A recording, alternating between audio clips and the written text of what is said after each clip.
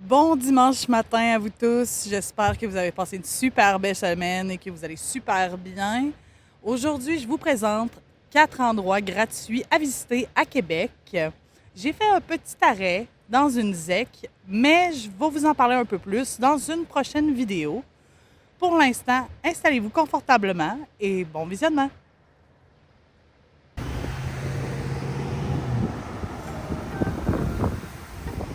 La promenade Samuel de Champlain se situe à Québec, sur les berges du Saint-Laurent. Elle constitue le principal legs du gouvernement du Québec à sa capitale nationale pour son 400e anniversaire en 2008. Elle doit son nom naturellement au fondateur de la ville de Québec, Samuel de Champlain.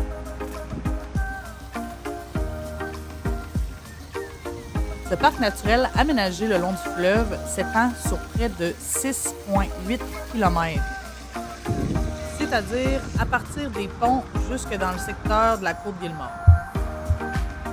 Il y a 6 stationnements à votre disposition qui ont des noms distincts. Sinon, vous pouvez toujours vous stationner aussi sur le boulevard Samuel de Champlain. Les stationnements sont gratuits. Il y a une magnifique piste cyclable, donc vous pouvez vous y rendre en vélo. Vous avez aussi le parcours 400 en autobus pour s'y rendre. Par contre, ce n'est que les week-ends et les jours fériés. J'ai une vue incroyable, sérieusement.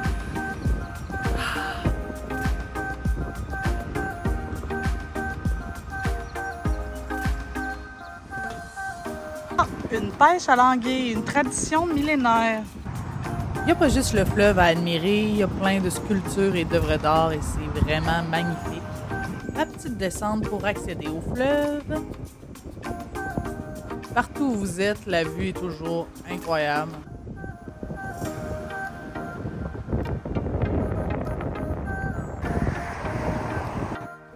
On est arrivé!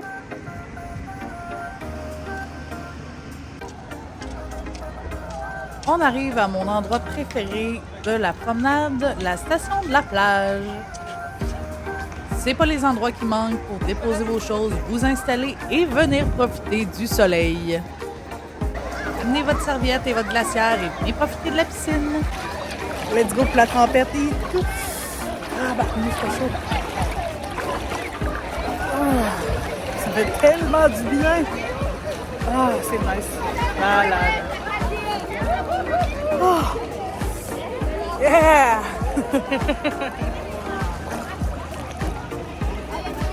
L'eau ici est réputée pour être très fraîche. Donc, dans les grosses journées de chaleur, c'est vraiment l'idéal. Un petit peu plus loin de la piscine, il y a aussi des barbecues communautaires. Vous pouvez amener votre charbon et votre nourriture pour vous faire un excellent barbecue entre amis.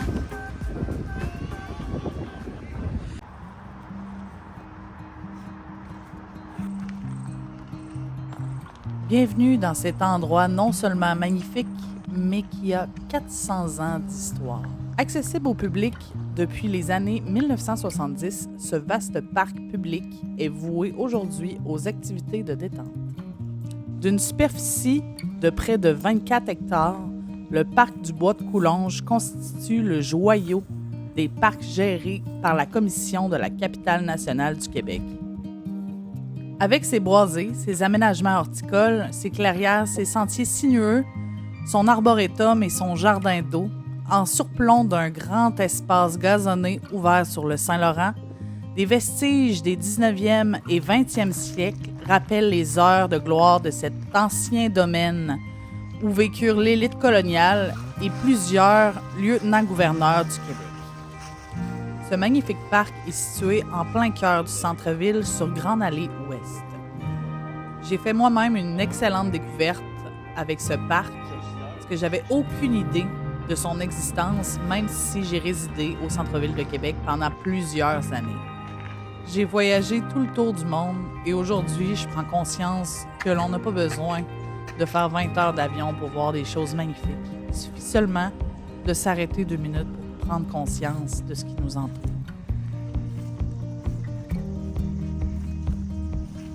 Puis si vous aimez l'histoire, je vous le conseille fortement parce que c'est un ancien domaine qui date des années 1870. Donc c'est vraiment gorgé d'histoire. C'est aussi un site ornithologique reconnu. J'ai vraiment été éblouie par la beauté des jardins. C'était magnifique. On peut facilement passer toute la journée à se balader, soit seul, en famille ou en amoureux, amoureuse. Il y a un aire de jeu pour les enfants aussi. Ça peut être une très, très belle activité en famille. Que vous soyez résident ou en visite à Québec, sérieusement, c'est vraiment un incontournable. Personnellement, moi, c'est sûr que je reviens me faire un super beau pique-nique ici. C'est l'endroit idéal. Il y a même une petite cabane à sucre. La petite cabane à sucre.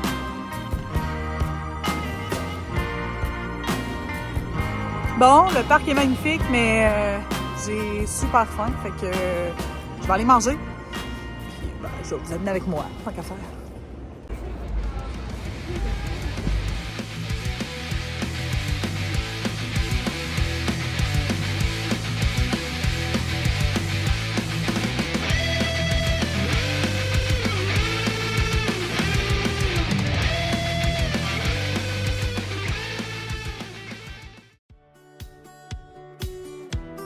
On quitte Québec pour prendre la route 138 pour se rendre à Neuville. La réserve naturelle du marais Léon-Provencher est une aire protégée de 125 hectares située dans la magnifique région de Portneuf. Sur la rive nord du fleuve Saint-Laurent, la réserve est un lieu de prédilection pour les amateurs de plein air, à proximité de Québec et ce, en toute saison. Abritant un superbe marais aménagé pour l'observation des oiseaux, situé en bordure du fleuve, un réseau de sentiers permet d'observer la flore et la faune, découvrir différents habitats fauniques. Avant la création du marais, le territoire de la réserve naturelle était exploité à des fins agricoles. En 1988, le territoire a été acheté par la Fondation de la faune du Québec. La Société Provencher d'histoire naturelle du Canada s'est vue léguer le territoire en 1996 afin d'assurer sa gestion. L'endroit a été reconnu comme réserve naturelle en 2005. Le marais situé à l'intérieur de la réserve est nommé en l'honneur du naturaliste canadien Léon Provencher. Il y a plusieurs belles activités et d'offertes, juste à consulter le site Internet pour connaître les activités et les tarifs. Mais le site est totalement gratuit. Vous pouvez aller visiter, vous promener autant que vous voulez. Le paysage est magnifique, mais amenez-vous un bon chasse-moustique.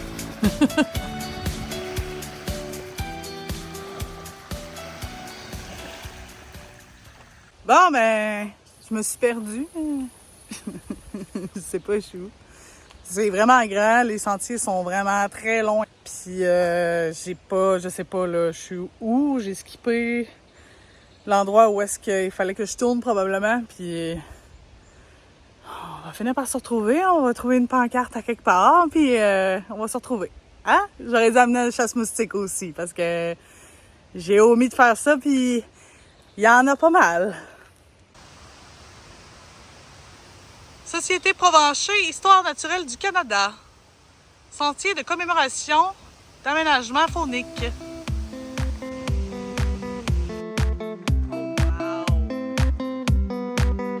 La réserve est renommée pour la diversité de la faune aviaire qu'on y retrouve, notamment les espèces aquatiques. Le marais abrite plusieurs espèces de canards barboteurs et les matures le long du fleuve sont fréquentées pendant les périodes migratoires par les canards plongeurs. On y retrouve également des plantes aquatiques ainsi que des poissons et des amphibiens. Et puis, naturellement, c'est un lieu de prédilection pour les randonneurs. Les sentiers sont magnifiques. Abri pour nos amis les chauves-souris. Juste là-bas.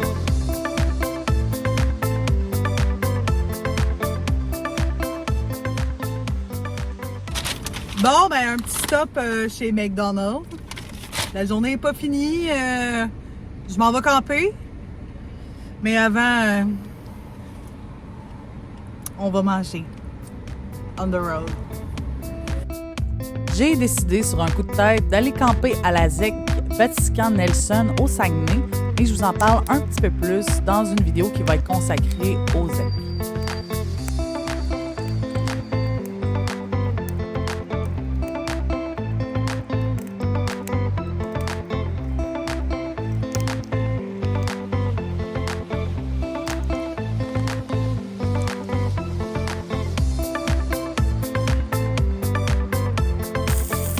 Le plus rudimentaire du monde.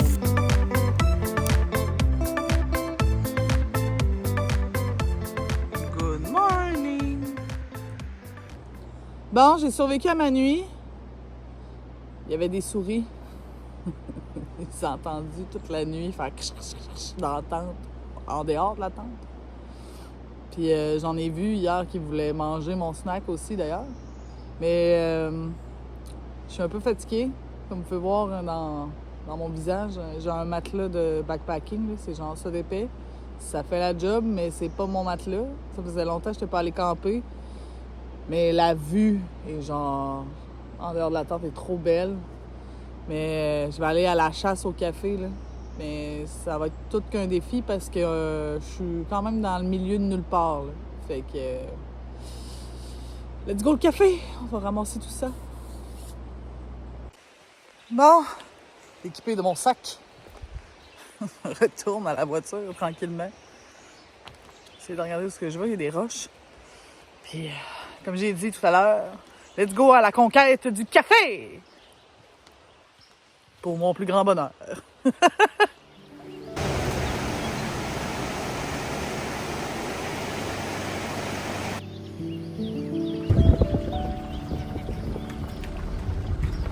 Au manger, je suis à Saint-Raymond, au resto La Croquée, déjeuner. Merveilleux. La sauce hollandaise est incroyable. Mais le café, ça fait tellement du bien. On retourne à Québec après. Yeah! Je suis arrivée au parc des Chutes Montmorency. Il fait encore très très beau. Puis j'ai hâte de vous montrer ça. C'est super beau. Je viens de savoir que pour les résidents québécois, le parking n'est pas payant. Donc, le parking est gratuit pour les résidents du Québec. Et puis, je me suis remis de ma nuit de camping. J'avais pas très bien dormi, on s'entend. Donc, j'ai fait une très longue nuit et aujourd'hui, tout va mieux. Par contre, quand je vous dis de ne pas oublier votre chasse moustique, là, je vais vous montrer pourquoi. Je me suis grattée toute la nuit. C'est pour ça. Ça, c'est une infime partie, là. J'en ai vraiment partout. Ça fait très mal. C'est très, très, très désagréable.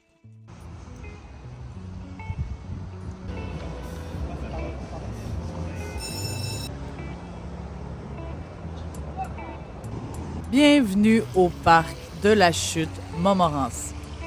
Ceci est un territoire de la CEPAC. Aux limites de la ville de Québec et de Bois-Châtel, ce parc met en valeur la chute Montmorency, la plus haute chute du Québec. Ça en va jusque-là, là. Jusque-là. Avec le soleil qui plombe. On voit-tu en bas? Non. Oh, wow. Ça va être quelque chose. On entend les vagues. Comme vous pouvez le constater, je suis très heureuse d'être ici. Ça me rappelle plein de beaux souvenirs. C'est un endroit que j'affectionne particulièrement. Il y a plein de gens qui font des selfies. Haute de ses 83 mètres, la chute Montmorency est l'embouchure de la rivière du même nom. Elle est 30 mètres plus haute que les chutes du Niagara. Le parc est situé sur le point de rencontre de 3 régions physiographiques du Canada, soit le bouclier canadien, les basses-terres du Saint-Laurent et les Appalaches. La chute et la faille de Montmorency sont tous les deux les résultats du stress causé par les mouvements des continents. Lorsque l'armée britannique débarque en Nouvelle-France le 26 juin 1759, le général James Wolfe établit son quartier général près de la chute. Le site a aussi été témoin de la bataille de Montmorency le 31 juillet de la même année. Les pertes anglaises s'élevaient à 443 morts et on dénombrait 60 victimes du côté français. Un sentier pédestre a été nommé en l'honneur de cette date importante. En 1780, le gouverneur Frédéric Haldimand fait construire sa résidence d'été près de la chute Montmorency. Cette villa sera probablement le premier bâtiment d'architecture anglais d'importance au Canada. C'est ultra impressionnant. C'est les câbles qui tiennent le pont. Je sais pas à quel point on peut voir que c'est énorme. Genre vraiment énorme. Là.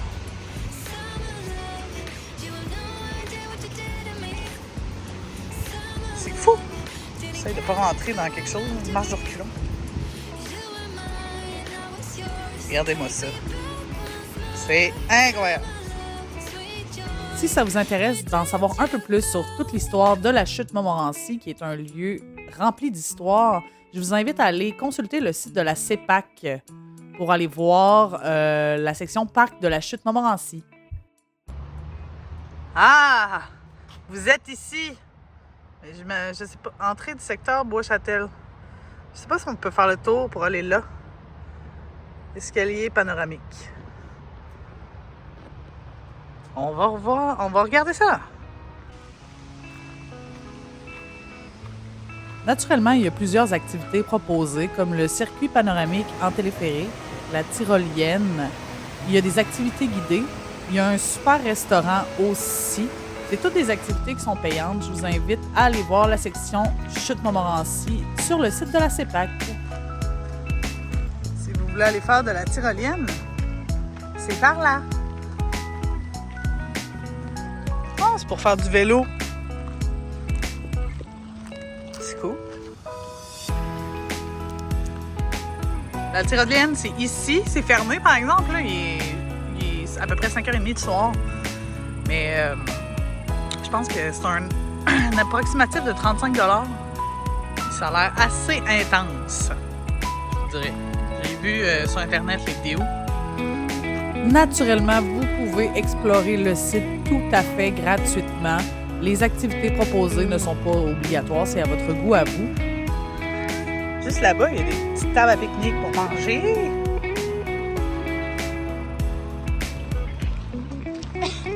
Juste en bas, il y a un parc pour les enfants.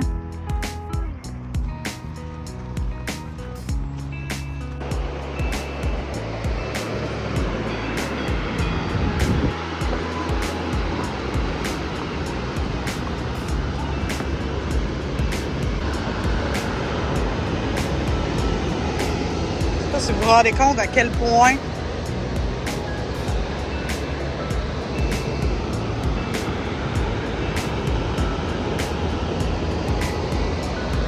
c'est haut. Descendre, c'est bien, mais monter, c'est une autre histoire. Je vous conseille vivement de vous amener de l'eau et de prendre des pauses. C'est même indiqué sur des panneaux de faire attention aux coups de chaleur. Donc, soyez vigilants pour passer une belle journée, pas que ça tourne à la catastrophe. Ouais, ben, j'ai vu que le funiculaire était en bas, juste en arrière de moi. Il y a des bonnes chances que je remonte en funiculaire. C'est magnifique, pour vrai, c'est trop beau. Mais je suis pas sûre que je suis en forme pour monter ça vivante. Puis arriver en haut vivante. On va peut-être en revenir en funiculaire. Et j'ai manqué de batterie. Donc, je suis revenue faire la fin de la vidéo pour vous aux chutes Montmorency. Le parcours qui reste à faire est magnifique. Moi, en fait, je voulais prendre le funiculaire, télésiège, whatever, pour remonter. Parce que sachez que je n'ai pas une condition physique extraordinaire. Et quand je suis arrivée, il était fermé. Donc, j'ai dû remonter tous les marches à pied. Dans mon gobelet, il n'y avait pas de l'eau, c'était du café. Donc, j'étais bien déshydratée en arrivant. N'oubliez pas de vous amener de l'eau et un bon écran solaire s'il fait soleil. Parce que c'est super important. Il y a même des affiches qui le disent de faire attention aux coups de chaleur. Donc, j'espère que la vidéo vous a plu, Dites-moi en commentaire si vous avez aimé, si vous avez des questions. Naturellement, je vais tout mettre les liens des endroits que j'ai été en description.